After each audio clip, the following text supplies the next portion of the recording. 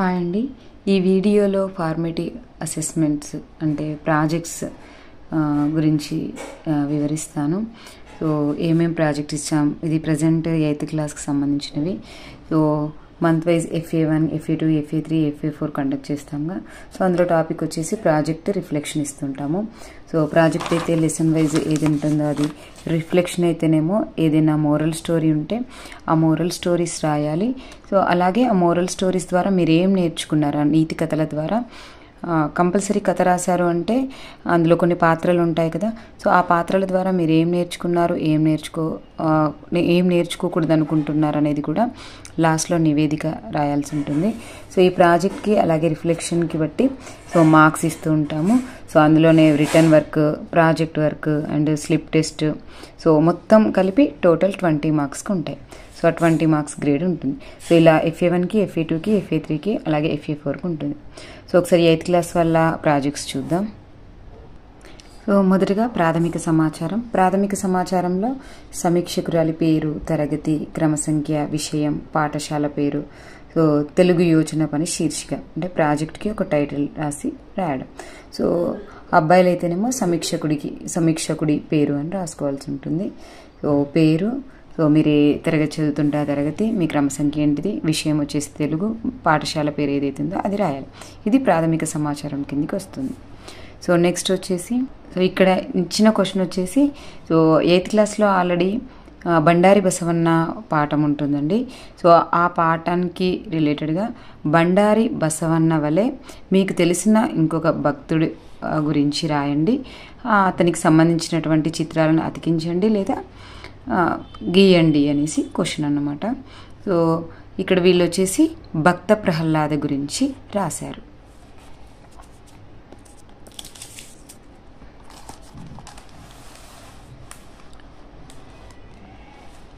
So ఇది అన్నమాట. అంటే ప్రజెంటేషన్ నీట్గా ఉండాలి. సో ప్రజెంటేషన్ కూడా మార్క్స్ ఉంటాయి కాబట్టి ప్రజెంటేషన్ ఎటువంటి స్ట్రైక్ అవుట్స్ లేకుండా, స్పెల్లింగ్ మిస్టేక్స్ లేకుండా సో నీట్గా రాయాలి. ఇన్ఫర్మేషన్ కూడా క్లియర్గా ఉండాలి.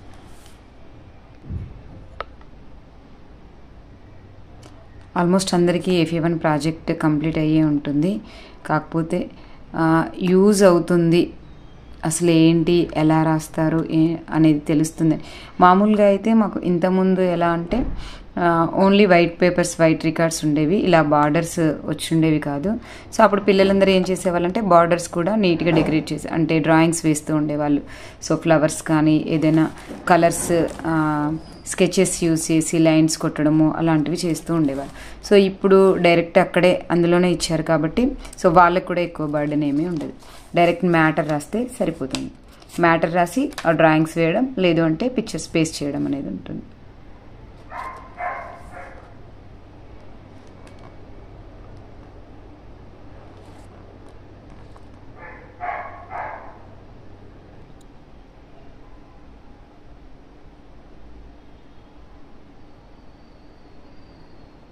అందరిది ప్రాజెక్ట్ అయిపోయింది కాబట్టి నేను ఎక్కువగా చూపించట్లేదు.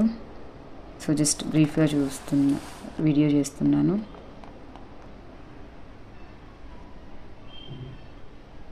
సో ఇలా ప్రహ్లాదుడి గురించి మొత్తం, సో హరి భక్తుడైనటువంటి ప్రహ్లాదుడి గురించి రాసింది. సో దీనికి మార్క్స్ ఉంటాయండి. సో రైటింగ్ స్కిల్స్కి 5 మార్క్స్, అలాగే ప్రజెంటేషన్కి 5 మార్క్స్, టోటల్ 10 మార్క్స్ ఉంటాయి. నెక్స్ట్ వచ్చేసి రిఫ్లెక్షన్. సో రిఫ్లెక్షన్ వచ్చేసి స్టోరీస్ రాస్తారు కాబట్టి లైన్స్ ఇచ్చారు. సో ఇందులో ఫస్ట్ పేజ్ వచ్చేసి పుస్తక సమీక్ష అని రాయాలి. సో ఇక్కడ కూడా సేమ్ ప్రాథమిక సమాచారం, పుస్తకం పేరు, పుస్తక రచయిత, పుస్తక ప్రక్రియ, సమీక్షకురాలి పేరు, తరగతి, విషయం. సో పుస్తకం పేరు అయితే మీరు ఏ పుస్తకంలో నుంచి స్టోరీ రాస్తున్నారు. సో రచయిత అంటే ఆ పుస్తకాన్ని రాసినటువంటి రచయిత ఎవరు, పుస్తక ప్రక్రియ అంటే కథా ప్రక్రియ అని వస్తుంది, సమీక్షకురాలి పేరు అంటే మీ పేరు రాసుకోవాలి, తరగతి అలాగే విషయం. సో ఇక్కడ కంపల్సరీ 2 స్టోరీస్ రాయాల్సి ఉంటుంది. సో 2 నీతి కథలు రాయాలి. సో ఆ నీతి కథల ద్వారా ఇక్కడ కూడా అంతే డ్రాయింగ్ వేయాల్సి ఉంటుంది. సో డ్రాయింగ్ వేయలేని వాళ్ళు పిక్చర్స్ పేస్ట్ చేస్తుంటారు, బట్ డ్రాయింగ్ వేస్తేనే సో ఇంకా మార్క్స్ స్కోరింగ్ అనేది ఉంటుంది. సో ఇది గొర్రెల కాపరి అనే ఒక నీతి కథ.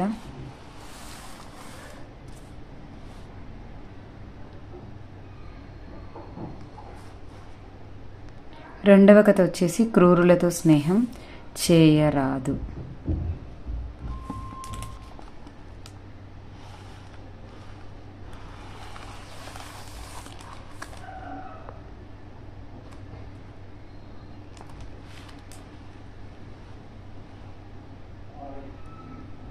రిఫ్లెక్షన్ అంటే ఈ పుస్తక సమీక్షలో ముఖ్యమైనది నివేదిక అండి.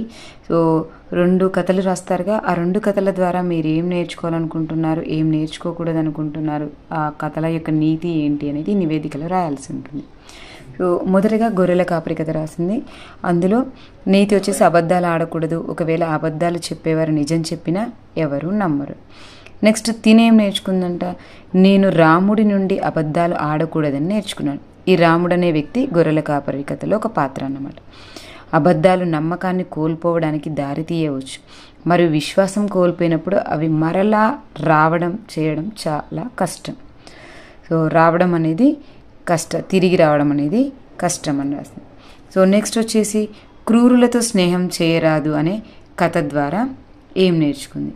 సో క్రూరులతో స్నేహం చేయరాదు అనే దాని ద్వారా నీతి వచ్చేసి క్రూర లక్షణం కలవారితో స్నేహం మంచిది కాదు.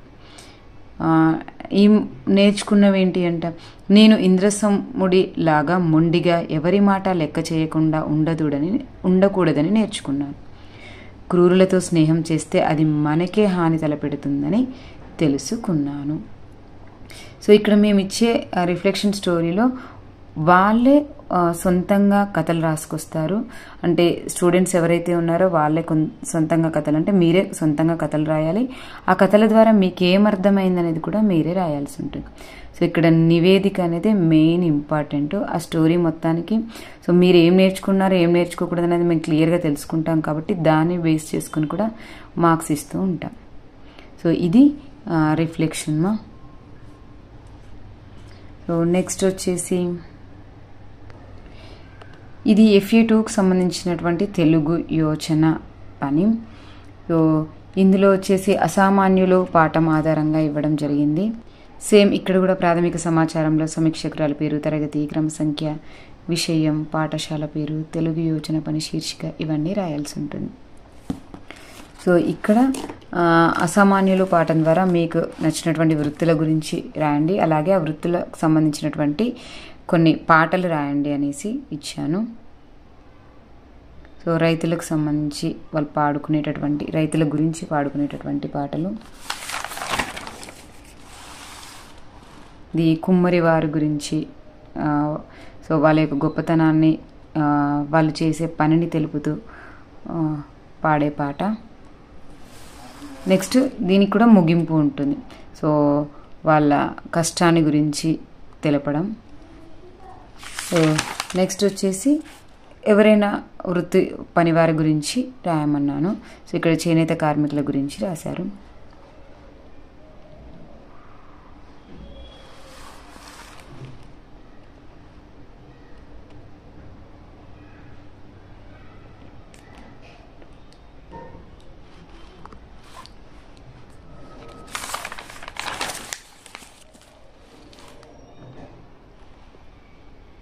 ఇది అన్నమాట మొత్తం. అంటే ఎవరైనా 2 వృత్తుల గురించి తెలుపుతూ ఒక పాటలు రాయమన్నాను, అలాగే ఎవరైనా ఒక వృత్తి పనివారి గురించి రాయండి, మీకు తెలిసిన సమాచారాన్ని రాయండి అనేసి అన్నాను.